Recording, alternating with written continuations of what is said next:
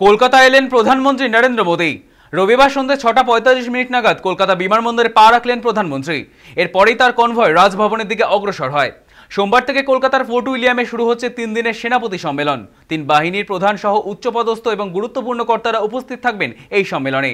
গত দুদিন তিনি উত্তর পূর্ব ভারতের সফরে ছিলেন। শনিবার তার কর্মসূচি ছিল মিজোরাম এবং মণিপুরে। আজ রবিবারের প্রথমার্ধ কাটিয়েছেন অসমে, সেখান থেকে সন্ধ্যায় এসেছেন কলকাতায়। সোমবার সকালে ফোর্ট উইলিয়ামের উদ্বোধন করবেন দেশের 3 সশস্ত্র বাহিনীর সর্বোচ্চ কর্তাদের সর্বোচ্চ স্তরের সম্মেলনের। কলকাতায় আয়োজিত এই সম্মেলনই উদ্বোধন করবেন প্রধানমন্ত্রী। সঙ্গে উপস্থিত থাকবেন প্রতিরক্ষামন্ত্রী রাজনাথ সিং, জাতীয় নিরাপত্তা উপদেষ্টা অজিত ডোভাল এবং 3 বাহিনীর সর্বাধিনায়ক অনিল চৌহান।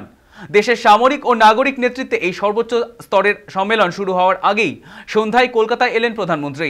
সকালে সেখান থেকেই যাবেন ফোর্ট উইলিয়ামে। অপরদিকে প্রধানমন্ত্রীর আগেই সম্মেলনে যোগ দিতে কলকাতায় উপস্থিত হয়েছেন প্রতিরক্ষামন্ত্রী রাজনাথ সিং এবং জাতীয় নিরাপত্তা উপদেষ্টা অজিত ডোভাল। সোমবার একযোগেই উভয়কেই দেখা যাবে মোদির এই কর্মসূচিতে।